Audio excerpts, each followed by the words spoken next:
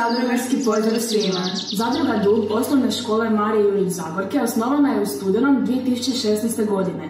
Sudjelovanjem u radu zadruge stječemo nova znanja, poduzetnost, usavršavamo radne navike, razvijamo znanstveni pristup prilikom rješavanja problema, kreativno i zanimljivo provodimo slobodno vrijeme.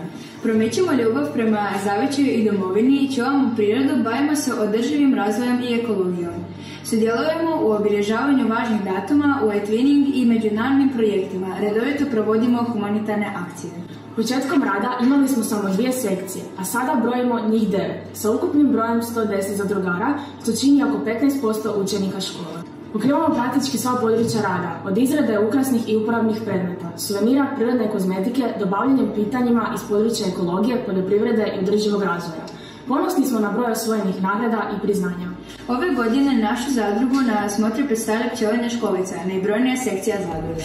Brinemo se za školsku košnicu, proizvodimo med i pčelinji vosak, izrađujemo prirodnu kozmetiku, kremice od lavande, stolisnika, gospine trave, meleme za usnice, sapune s dodatkom meda te svijeće od pčelinjeg voska. Redovito provodimo razne projekte u školi, tako da promoviramo hrvatske pčelare, med hrvatskih pčelinjaka, zdravu hranu, redovito organiziramo humanitarne akcije.